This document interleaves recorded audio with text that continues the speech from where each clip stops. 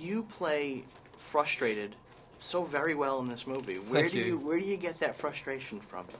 God, when I empathise with my character, man, he's properly depressed, and I don't think I've ever been properly depressed before, but I've certainly been unhappy with my situation, and had kind of sort of unknown sources of unhappiness and apathy.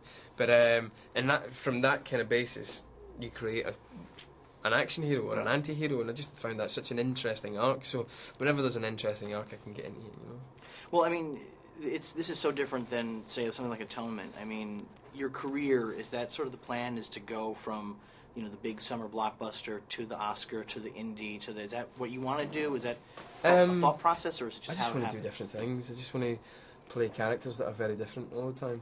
I felt like the characters that I've played in the past, whilst sometimes being in period movies or whatever, the tone of the films and the characters that I've been playing have been very, very different.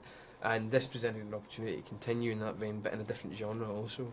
So the next movie I do hopefully will be very different from this, but also different from Atonement maybe as well. So there is no plan, it's just to keep moving, keep doing some different stuff, really. What does it mean to you that your name keeps coming up, like everybody thought you were going to play Bilbo Baggins, and everybody thought you were going to play Scotty in Star Trek? What does that sort of mean to you, that your name keeps popping up for these things? I don't know what it means to me.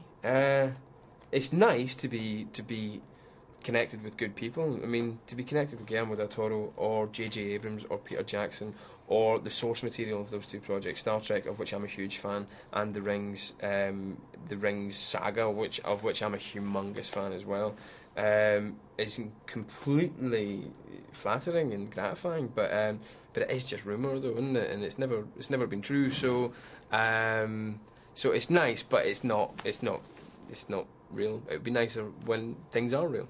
So you're doing a Russian period piece right now. Yes, I am. Yeah, I'm putting on an accent.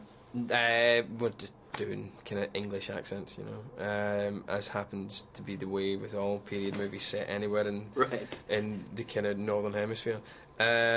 So yeah, we made that in Germany. We just finished that. And what do you play? What's the story?